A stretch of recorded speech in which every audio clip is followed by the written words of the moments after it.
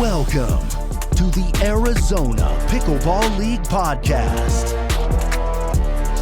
presented by Jigsaw Health. And now, your hosts, Danny Jensen and the Orchard Security Guy. What's up, Arizona Pickleball family? This is Danny Jensen. I am the chosen one to be the host. That's all it is. Not really the chosen one. So I'm joined by the legend, OSG. How are you doing today? Hey, Danny. How are you? We're secure. Secure. Well, I'll tell you one thing. Sitting next to you allows me a little bit of comfort. I feel safe. Is that because of previous experience that you have, allowing people to feel comfortable in the environment that they're in? Danny, it's a lot of training. I'll go way back to even the Chuck E. Cheese days when, a lot of those people come in there and they expect secure, especially when they're jumping in the foam pit and losing things. And I took a lot of pride in that. And stemming from there, I got a phone call to the Butterfly Museum and anybody in the security business, that is the pinnacle. Absolutely, that's the pinnacle. And can you tell us and the fans listening, is this a very metal detector heavy place when you're at the Butterfly Museum? Very much so. Very much so. So those butterflies they're very, very delicate, and you have certain metals on your hand, and those butterflies they just can't handle it. So there'll be several times people have to take that stuff off. Might have to kick them out if they can't get all that stuff off, but it's super important, and we're there to protect the butterflies, Danny. Absolutely, and butterflies felt protected, huh? Yeah, very much so. And so the greatest part about being a part of this podcast with you is that I myself get to learn a little bit from you, correct? So anything that you can give me in terms of safety that I can then implement into my daily life, I'm really going to appreciate that. I mean, listen, Danny, there's just a number of years and training that go into this, and as we go through this, I'll give you some tips here and there of what to watch out for, people to look out for, and just eyes up all the time. You've got to have your eyes up. And now tell me, there's also a lot of imposters out there thinking they are the OSG. Yeah, well, it comes with the territory, and there a lot of people want to be me, but you can't. Yeah. No, I've actually thought about trying to be you at one point. You can't do that, Danny. You can't do that. Yeah. So we are also have the pleasure of having the CEO of Jigsaw Health.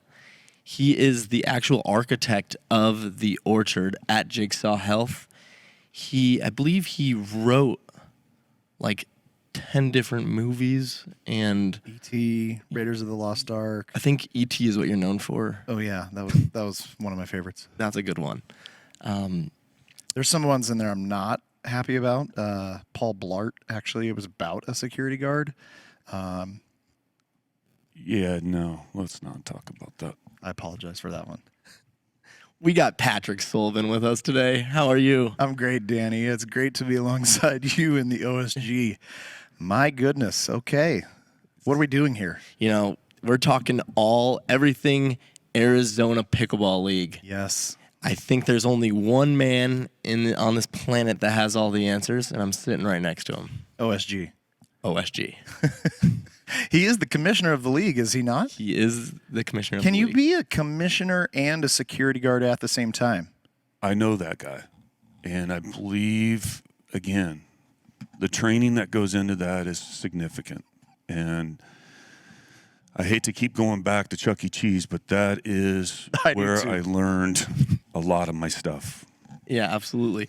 No, we really appreciate you being here and helping us out here at Arizona Pickleball League. But we're just going to try to focus on the task at hand today. Yes. We have one question for you, Patrick Sullivan. It's one. What everyone's asking, but it kind of goes into some different rabbit holes. Can you tell us what is Arizona Pickleball League? Arizona Pickleball League was a new invention from myself and my wife, Ashley LaRue, my business partner, my buddy in the office. Driving back from a pickleball tournament in California, it just sort of was like an epiphany of all the challenges that various tours and the pro game faces. And it was sort of like, wow, we built the Orchard. And, well, I mean, we'll get into more of it, but it was an epiphany. I think maybe the best place to start is by talking about the Orchard team scoring format. Absolutely. It's So- probably what sets you guys apart from other different leagues and everything like that. I think so. First of all, big kudos to Steve Kuhn, the creator of MLP, Major League Pickleball. When I saw that format in I guess it was November of 2021, the very first MLP in Dripping Springs, it was exciting to watch as a fan of pro pickleball. It was obvious that the pros were having a blast. And I think what Steve sort of figured out is the psychology of when two team members are not on the court, they're cheering so hard for the people who are on the court that it elevates the moment for the players who are on, and it then sort of translates into the crowd and becomes this virtuous cycle of so much more energy. And we've seen that at other MLP events as well. So really, I've said numerous times, kudos to Steve Kuhn for putting men and women into a team environment. And really, I think it's one of the most innovative things that has happened to pro pickleball in the now almost 4 years that I've been involved in it. The greatest part about Major League Pickleball to me is that every single event continues to get better. Mm-hmm. They've just continuously brought more energy. They've gotten these pro players along it. Right. And, so again, kudos to him. Now, what's different between Arizona Pickleball League and maybe that format when we go into scoring? Well, I love rally scoring. You will not find a bigger fan of rally scoring than me, this guy right here. Dude, can we have confirmation on that? Is that true? Yes, that is true. I just got confirmation. We got confirmation. Yes, all right, this is true. Yes. I love rally scoring for beginners. And what changes it? Why for beginners? What's the difference? I think that the 2-bounce rule is something that makes pickleball quite unique, and it makes the third shot more difficult. And I think the founders wanted it to be a little bit difficult to score a point. The problem that I have heard so why I like it for beginners is because it is easier to learn. In fact, when I teach beginners, I teach them 2 rules: stay out of the kitchen and the 2-bounce rule. I don't make them stand behind the baseline to serve it. I just tell them, drop the ball, hit it over the net. Because guess what? The other beginners on the other side of the court, they don't know about cross court and stuff like that yet. So I don't teach people, I don't even really teach people dinking at first. Yeah.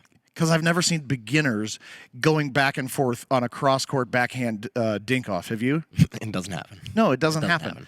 Beginners that want to feel the magic of pickleball can learn it within 3 minutes, 15 seconds by saying, okay, drop the ball, you two on this side, you two on this side.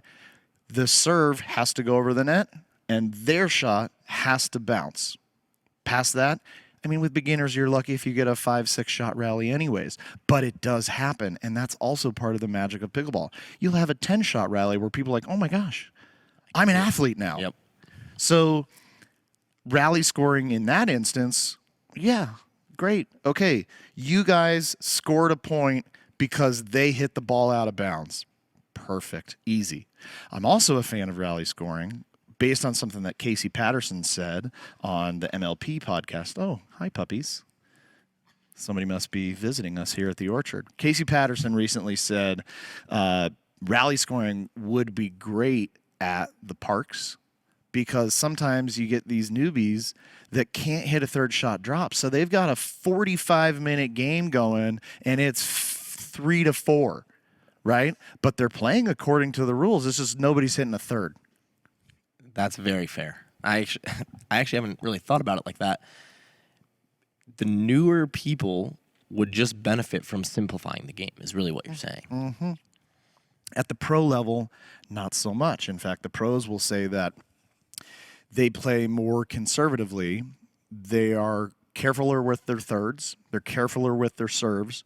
They don't want to lose a point, ripping a drive into the net. And when they're in back and forth dinks, like when you're on offense serving on traditional side-out scoring, you can try a flick, try something crazy, try something. But when you're not, you're basically back and forth cross-court dink, and it's basically pickleball 2017 all over again. So will rally scoring then allow, in your opinion, rally scoring will then take pickleball and actually extend points because people are being a little bit more safe, maybe not doing something we may call dumb. Possibly, yeah. I don't know the actual data on it. I have not sort of explored that, but I know that part of the reason to do rally scoring was, one, to make it more accessible, and I do agree with that. It does make it more accessible. But two, it was to try and make it more television friendly. And by television friendly, what I mean is it fits into a linear television TV segment. We have 1 hour, therefore we will deliver 1 hour of pickleball. But MLP is played best 3 out of 5 matches, is it not? Best 3, well, I'm sorry, best 3 out of 5 games, is it not? Well, MLP it has 4 games, and then it goes into, yes, a dream breaker. But what happens if a team wins 3-0? Do they win the match? They win the match. So technically it's 3. 3 out of 5. Danny, I'm right. It's not quite 3 out of 5 though, but it is. You're right. Because we're gonna need some security to weigh in on this. Because the last call in on that right now.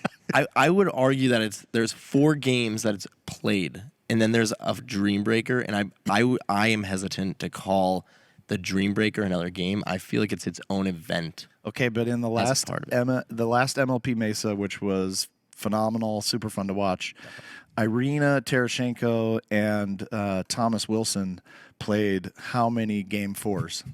You are correct. Okay. They played 1 game 4 the whole time. And then MLP, which the players were pissed about, they did point differential as the tiebreaker for games.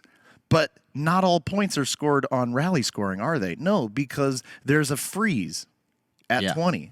Yeah. Now, here's the thing. I get it. They had to change something because MLP number 1 was played traditional side-out scoring. MLP number 2 was played with rally scoring, and just like they found out, as Casey Patterson talks about in pro volleyball, once somebody gets a lead in rally scoring, it's nigh impossible to come back. So what did they do? They invented the freeze. The freeze, I think, is a gimmick. It allows it's like cornhole when you have to hit the number exactly, because it allows the lesser team to come back. Yes. Is what you're saying. It fabricates drama. That's a great way to put it. Yeah. OSG, please.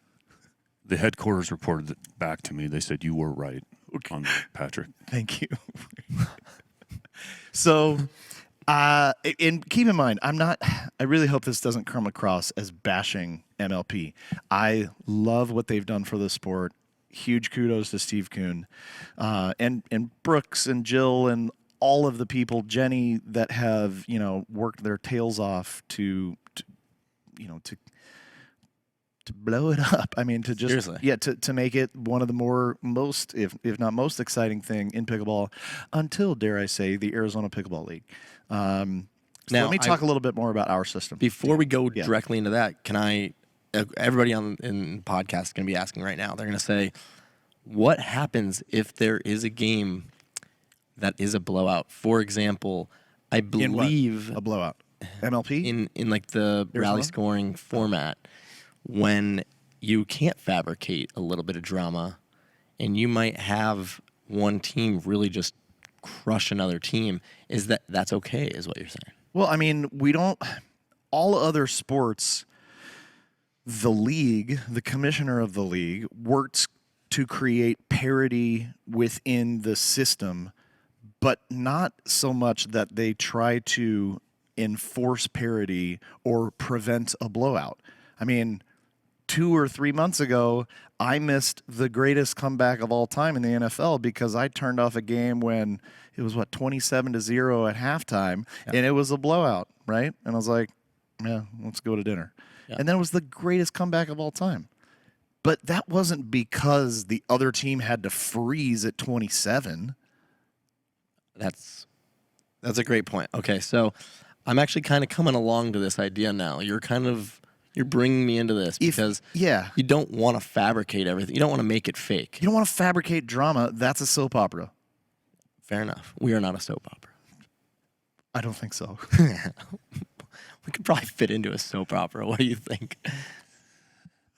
I've watched plenty of soap operas, and the security on those things is unbelievable. Don't you have a twin brother in a coma right now? Yes. For the third time. For the third time. Oh my gosh. I hope he gets better. I hope he pulls through. I'm pulling for him.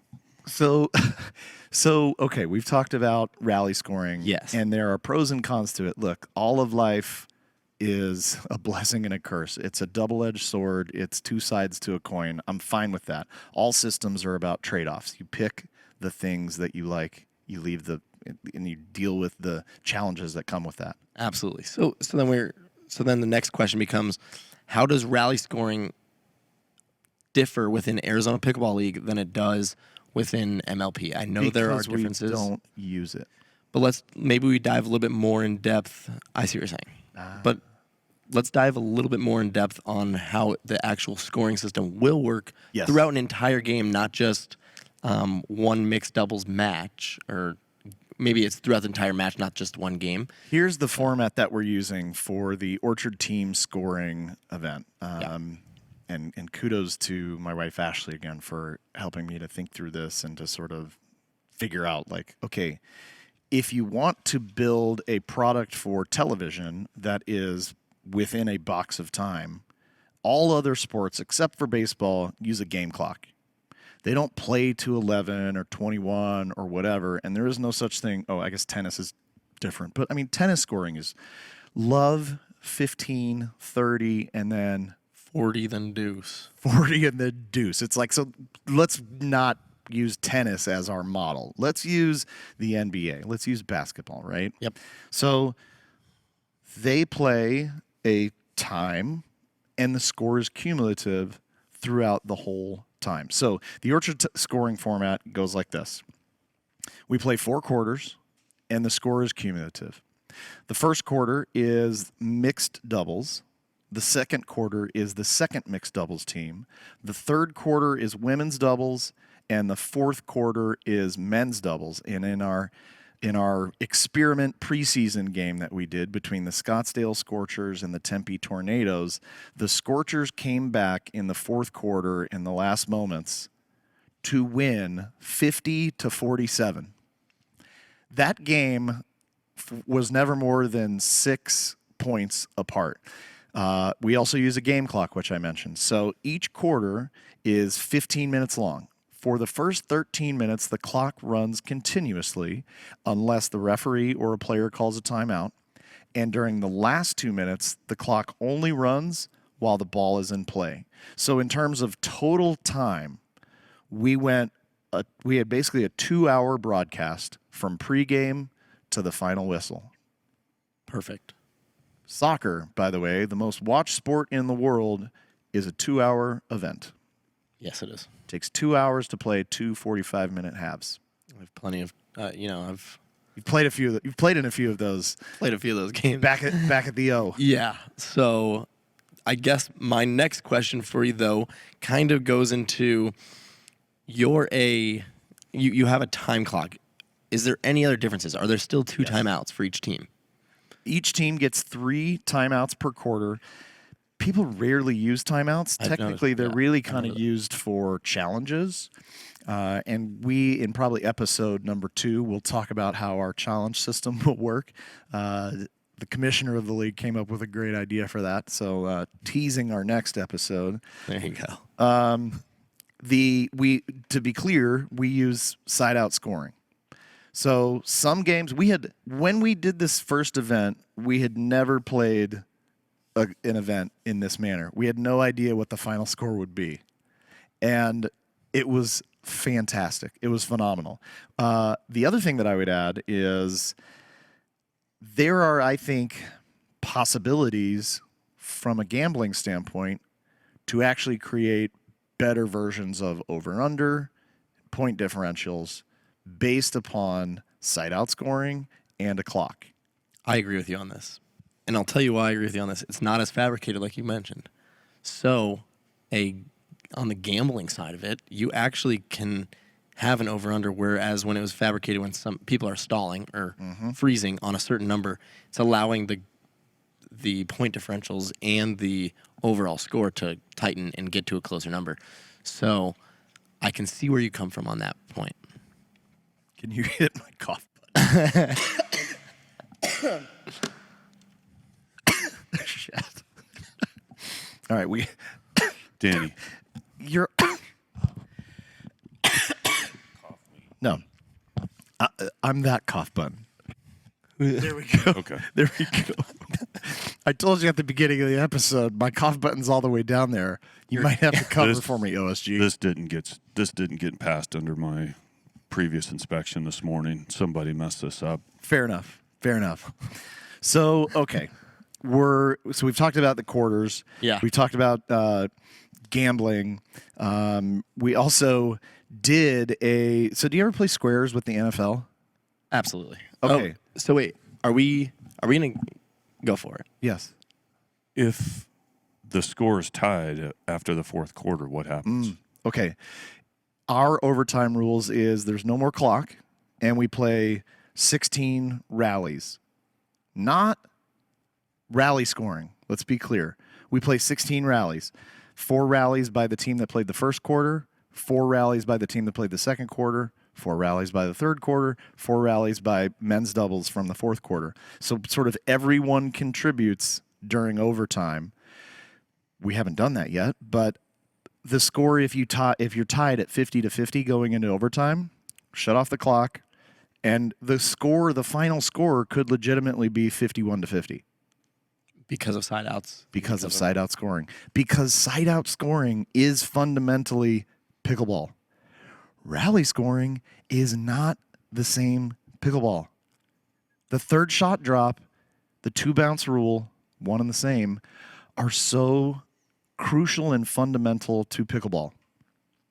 I think that's part of the beauty and the genius of what the founders created for pickleball. And I want to honor that and celebrate it and make it a part of our system. And so those are the real 3 main differences. Yeah, I would say so. Yeah. Like between, okay, so overtime may be a little different, but from MLP, you got 4 quarters that actually are cumulative 4 quarters. So I'm just doing a little bit more of a recap for our listeners.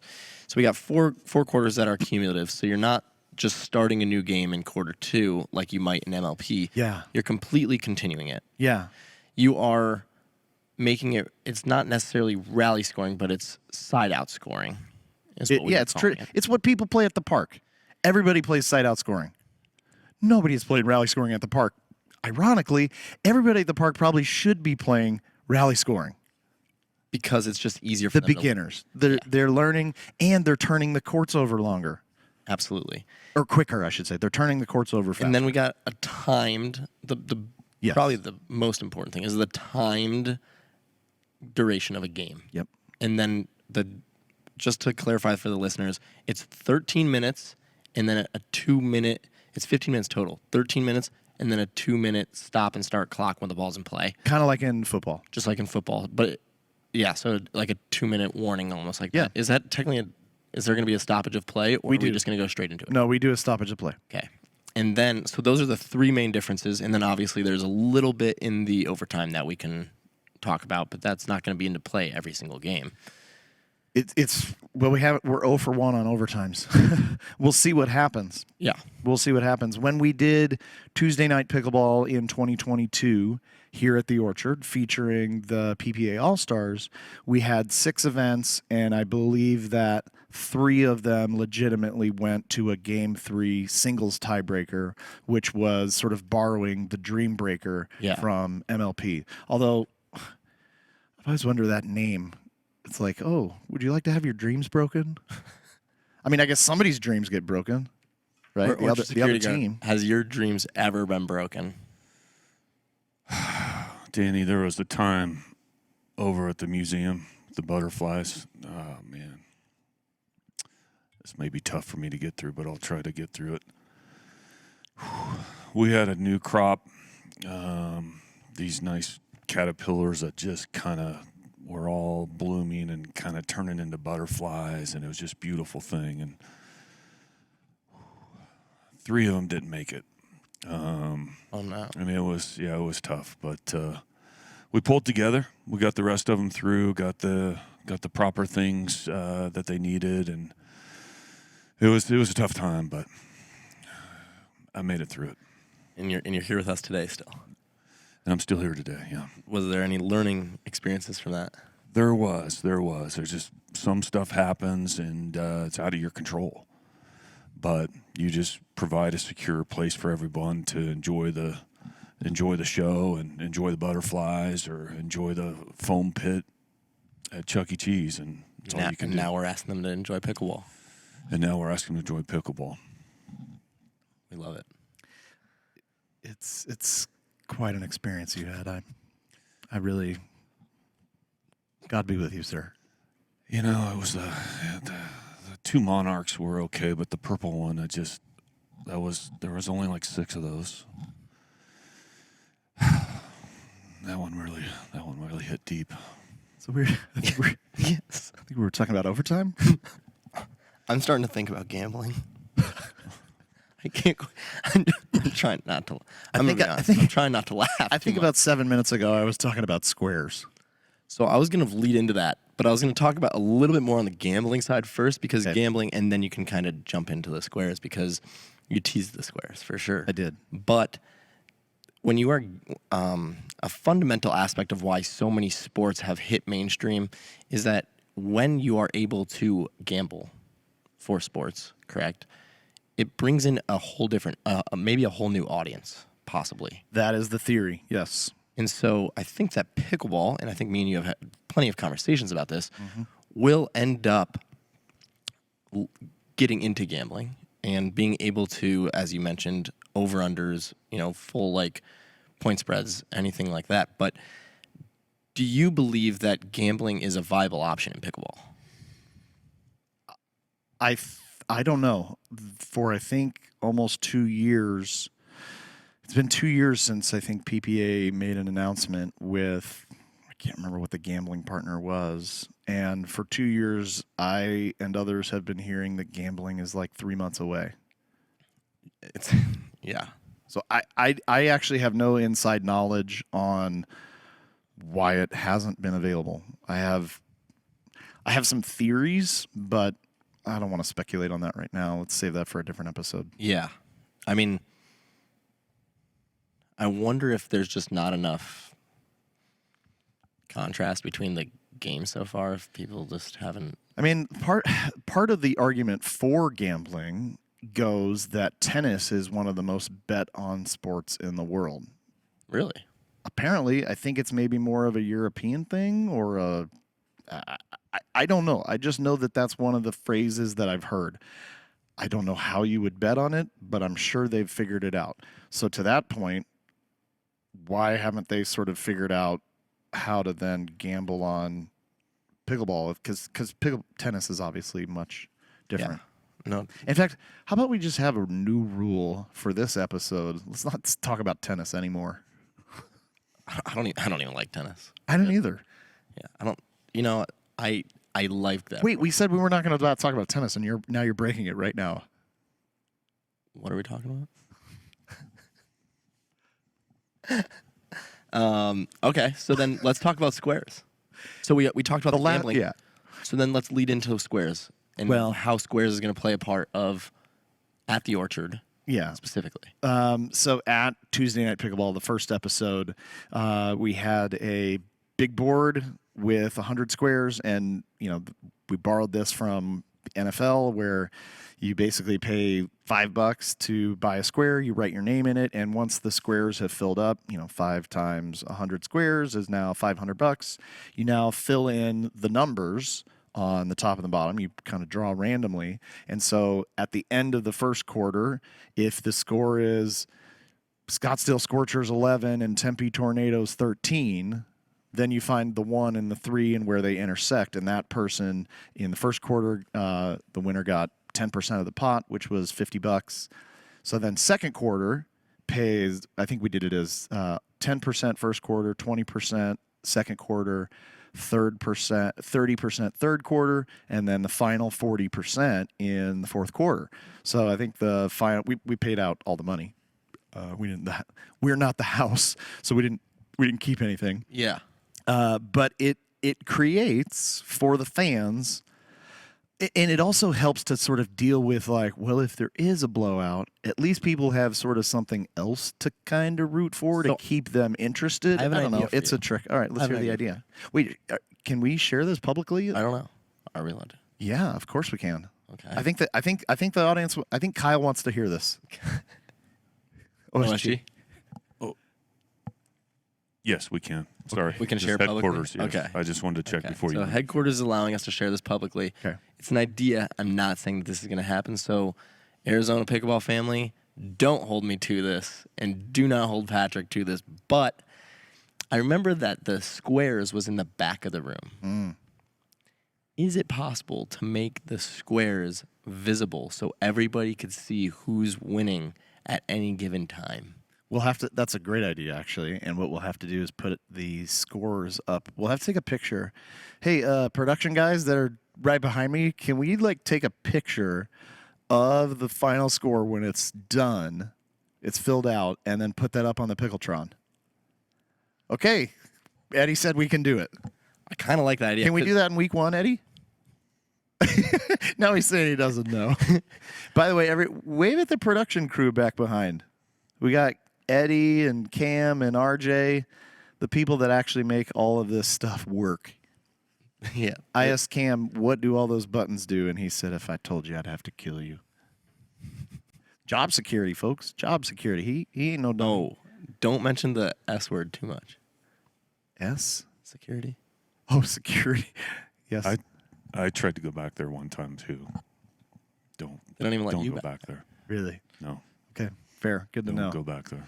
All right. It feels like we're derailing a little bit here. So, Danny, why don't you get us back on? So my idea Yes. for squares is because that makes it even more interactive for the fans. That's right. Make it the most interactive place in pickleball. What we did have fans do is take a picture. So now they're looking at it on their phones. So they're like, because if you're in multiple places, you buy multiple squares, whatever. It's kind of a thing. No, but totally. Okay, so I want to talk a little bit too about the documentary that we're making. Absolutely. I think that's probably the most important thing towards this second part. So Hey guys, we have our team. Cole over there and Gentry over there. Wait, Cole, you should film Gentry. He Yeah, just should do filmed the same you. There we go. Same time. So, Yeah. So basically, you came up with an idea to start a entire documentary. How is this going to work? there has been a lot of discussion, and there are multiple documentary projects happening within pickleball, I think very much inspired by the Formula F1, Drive to Survive. There was a big golf one that came out. What was the name of that one? Full Swing? I believe it was Full Swing. There's a documentary that we watched recently called Welcome to Wrexham. And I feel like that is kind of our guiding light. It's the story of Ryan Reynolds and Rob McElvaney, I don't know if I said that right, buying a football club, the Wrexham Football Club in North Wales.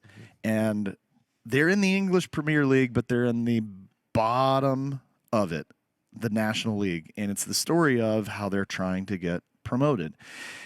The Arizona Pickleball League is a underdog story from the start because we have a place, the Orchard at Jigsaw Health, But we no longer have a relationship with the PPA, which means we no longer had the capability to do Tuesday Night Pickleball featuring the PPA All-Stars. So instead, that idea that we came up with January 14th or so, give or take, that has started to take shape. We said, well, can we get local fans to be entertained by great local players? Can we sell out all 13 weeks of Tuesday Night Pickleball featuring the Arizona Pickleball League? Because if we can't, there's probably not a there. Makes sense. Now, in your opinion, do you think that we can entertain our local Arizona pickleball family with the talent that we have here locally in Arizona? I think we can. And part of the idea of what we're doing now was inspired by my own experience. I'm a guitarist, and 20 years ago, in my mid-20s, I would go to bar owners and say, hey, can my band play at your bar? And the bar owner would ask me, like, how many fans can you get here? And in my mind, I was like, well, I mean, I feel like I can get 20 or 30 people here because I want my family and friends to see me rock a guitar solo. Yeah. That was my motivation. And what I realize now is that the bar owner 20 years ago didn't actually really care too much about if my band was good or not. What they wanted is, could I get butts in the seats and entertain the crowd so that they would buy beer and have fun? And we give out beer with tickets, don't we? We give out drinks with tickets. Oh, by the way, fans, you can buy those tickets on ArizonaPBL.com. For sale right now. Our goal, sell out every single episode.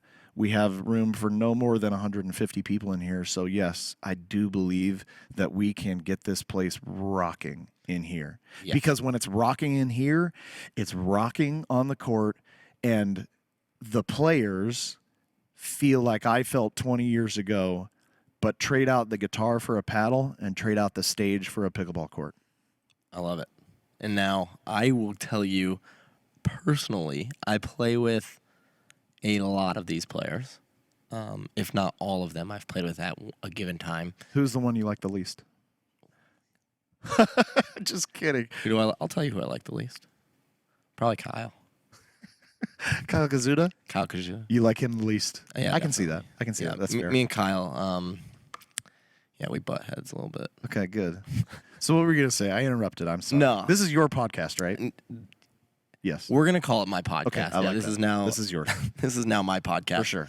So I will say that these players are far good enough to entertain a crowd. Darn right they are. They absolutely are. I play with them on a very consistent basis, and they will entertain a crowd if the crowd allows themselves to be entertained. You got to come in with I will be honest, Ben Johns is not playing. No, that is correct. And that's okay. Yes, that because is okay. we have some really awesome talent here in What's Arizona. important is parity. Yeah. The problem with the PPA Tour, one of the problems, no disrespect, is that they allow they allow teams to choose themselves. So the best players pick the best players. Why? Because all of the money is based upon the standings and the podium finishes. So why wouldn't Ben and Colin play together? Why wouldn't Matt and Riley play together? And guess what? We end up with Ben and Colin versus Matt and Riley. And I love that matchup. It's fun to watch on Championship Sunday. Mm-hmm. But what does that do for the rest of the tour? And what does that do to viewership? And I quite frankly, predictability is the enemy of entertainment. I completely agree with you. And I think that allowing our players, I mean, I've looked at the teams. The teams are all set up. You should ask me about how we assembled those teams. Patrick, how do we assemble the teams? We assembled them. We thought about having a draft. We thought about having team owners. We moved faster than that, and we said, okay, we're going to assemble some teams, and we're going to put on the court what we think are equal teams. We want to see parity. So going back to, like, we're not trying to fabricate an outcome. We're not trying to prevent a blowout, but we do want to see parity. So from the very first inception of the Arizona Pickleball League, the 5 teams, the Scottsdale Scorchers, the Peoria Pythons, the Gilbert Gladiators, the Surprise Stingers, and the Tempe Tornadoes, we chose 2 men and 2 women for each team based on great local players who we knew that we thought, okay, I think that's a good, solid team. I'll give you a great example. Daniel De La Rosa, phenomenal, awesome, good player. Probably too good for our league right now. Maybe. Chris Headings is going to hate that I say that. He's going to be like, oh, I beat Daniel up all the time. He can't take me. He can't take my hands. And then Daniel's going to say, oh, I beat Chris all the time. That almost was a good Daniel De La Rosa Actually, it wasn't impression. bad. Yeah. Daniel's also the nicest guy I know. Oh, I love Daniel. Yeah, I think they. Shout out Daniel. Actually, he's kind of in Texas right now, too, on a job.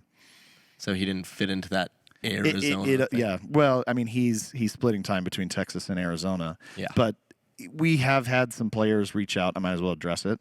We've had some players, some great players from around the community reach out and kind of be like, hey, I was wondering why I didn't get picked.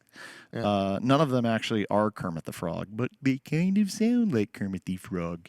The answer, guys, and I do mean guys in particular because no girls have actually reached out, I think. Well, maybe there was one. I don't know. People, humans in general, we were faced with a very difficult task of, we've got 20 spaces to fill. We know 200 pickleballers in Phoenix Metro. We just kind of went with our gut. We moved fast. We chose people that we were able to get a hold of and had schedules that would fit in. And we chose people that we thought would be fun to watch on Tuesday night. So guess what? There wasn't It's much my league. I make the rules. Well, and he enforces them. I had one comment back when you're stringing the strings when you're in your band days. Did you play with Slash at all? I did play the solo to Sweet Child of Mine several times, but no, I did not ever get the chance to play with Slash. Okay. did you call that slinging the strings? Did I say slinging the string? I think that's what he said, isn't it? Oh, we said that all the time back in the day. Me and the boys. Really? Slinging the strings? Slinging Yeah. the strings? Oh, yeah. Yeah, it's a big deal. Am I too around, young? Dan. Am I too young for that one? Yeah, probably. Are you millennial? I think so. I think I am a millennial. Okay, well, Somewhere like that. don't worry. Gen X is going to take care of the things for you guys. Yeah. We'll get your participation ribbon for the podcast here, Danny. Thank you. I appreciate that. Now, And hold on, in my defense, Jigsaw Health was awarded the best place to work in Phoenix, as voted on by millennials. So take that. how many millennials do you have working here? All of them, Oh, they're all millennials. pretty much. Well, that probably solidified your deal. Pretty So much. okay, so let's jump into a little segue there. You got a bunch of players here in Arizona Yep. who feel as though maybe they didn't get an opportunity. Is there going to be an opportunity in the future for them? Well, if we put butts in the seats, I feel like there could be a great opportunity for season 2. If we don't, tell me why I should pay to do all this stuff. Because gas ain't free. Yeah. No, I'm So- with you. If there are players out there who would like to apply to be on the free agency list, there could be injuries, there could be drops, quite frankly. Yeah. You can go to Arizona PBL, PBL. P is in pickle, B is in ball, L is in love. And I thought he was going to go, oh, from ball. oh, I'll do that next time. Okay. Can we fix that in post, guys? No, they're saying no. Okay. they can. Oh, they can apply. They can apply. There's a form on there. We really do want to build that free agency list up. Yeah. We do have hopes to, launch season 2 in about August. Expansion teams? No expansion teams? I'm just Likely an expansion team. Okay. Possibly 2. Okay. And now, is it only limited to Arizona pickleball players, or is it possible you might be able to snag someone regionally? Possibly. That's a good question. As of season 1, it's not really monetarily great. We, as the league, and I should say that Jigsaw Health is the company that's backing all of this up. We, as the league, pay each player $500 a game check. So each player will play at least, unless they get dropped, they'll play 4 games throughout the 10-week regular season, so that's $2,000. And then if they get into the playoffs, there's potentially 2 playoff games that they could play. So a player in the Arizona Pickleball League right now could make between $2,000 to $3,000. I mean, it's when we called players and said, hey, you may have heard of that experiment that we did a couple of weeks ago, and all of them were like, yes, we did. Or some were like, I was there. It was freaking amazing. Yeah. Because we were like, we would like you to be on one of the teams. They're like, oh my gosh, I'm so honored that you would ask. Yes. And then we were like, and it pays $500 a game. They're like, some of them were like, I would pay you $500 to let me play in what I saw happen at the Orchard. It was awesome. It was a great experience. It really was. And that's why, going back to a question from previous, can local 5-0-ish players entertain the crowd? I think so. And I've told all the players, and I'll tell them again now, the ones that are listening, listen up, players. It's a part of your job to get butts in the seats. General managers know this. We know this. Yeah. If we can't get people interested, then what are we doing? I'm motivated by 2 things when it comes to business: having fun and making a profit. I can't do one without the other. Fair enough. I can't. Some people can just make a profit and make it hand over fist. That's not how I'm wired. Mm-hmm. Also, I realize that you can't just have fun because you're going to run out of money. Yeah. So I think fundamentally, systematically, what we have built and designed can be very entertaining. And it's possible that in season 2, game checks could get better. In fact, we're working right now with franchise attorneys to create the Arizona Pickleball League franchise model so that someday somebody may offer me a bunch of money to buy the Peoria Pythons or the Gilbert Gladiators or the Surprise Stingers or the Tempe Tornadoes. And I know one person in particular that really has their eye already on the Scottsdale Scorchers. I have no idea what the right price tag is for that. I'm aware of the comps. I think the comps are utterly ridiculous. So may I ask a general question? If PPA players are not able to play, correct, as obviously no PPA players, contracted PPA players are playing, is there a possibility that a certain skill level will then disqualify you from playing in the Arizona Pickleball League? I think right now we've arbitrarily put a salary cap that makes it less attractive to move here. But I think it's possible if we sell teams and team owners now have a salary cap over the season that's, say, $50,000, $100,000, whatever it is that we as the league and the team owners decide, well, what's to stop you maybe from paying a player a $10,000 game check? This is part of why we have a commissioner and why I see, like, the things that we're doing now, I see how they will impact us potentially in season 20 of the Arizona Pickleball League. Do you always want to see each team have an Arizona resident on them, or are you okay if it grows to the point where people from around the country are begging you to be in your league? I'm fine with the latter. I don't disagree. I just wanted to make. I'm going to the horse itself, trying to get it out of your mouth. You know. So, okay. Do you have any other things you want to address on episode 1 of the Arizona Pickleball League podcast? And if so, now is your time.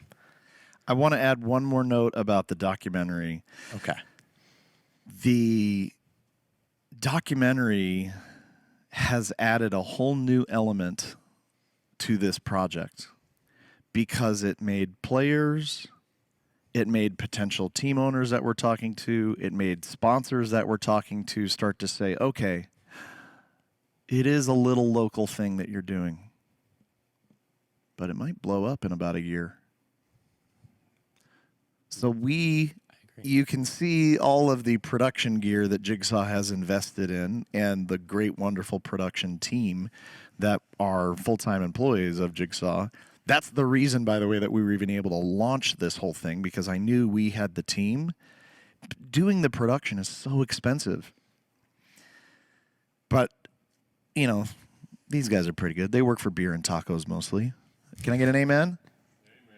Okay, see? I told you.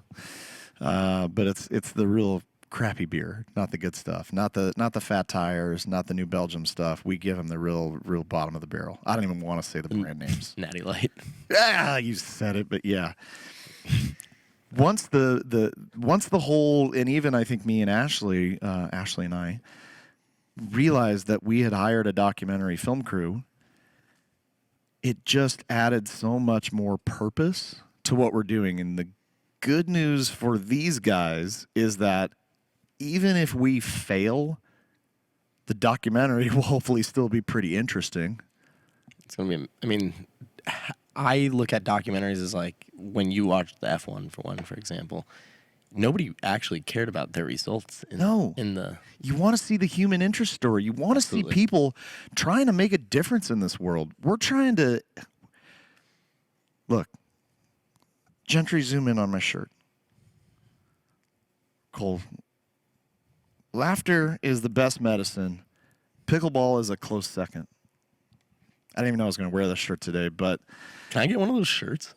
Yeah, on jigsawswag.com, SWAG.com. Yeah, you can find one of these. And very soon, in fact, as of when this podcast comes out, you can get merch for all 5 teams on jigsawswag.com.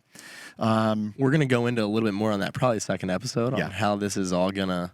We're going to make it a very interactive environment. Right, for the fans. So this is going to be something that you're going to want to be at. So to finish my thought, like basically bringing laughter to others is such a motivating factor for myself, for my wife Ashley, for really, I mean, what we build here is, you know, life is hard, life is difficult, but not every moment should be sort of terrible. It's like, what moments can you make laughter and happiness, and just make it special. You know, it's like when a caterpillar becomes a butterfly. It's a beautiful thing. It's a beautiful thing. Such a good wrap up, because now we get to close out our night with OSG putting us to bed. Well, pickleballers, I want to thank you for tuning in tonight. May your drives be hard and fast, but not too hard because that hurts. Get up to the kitchen line. Do some cross-court dinking, nice and soft, but not too soft, because then the ball won't go over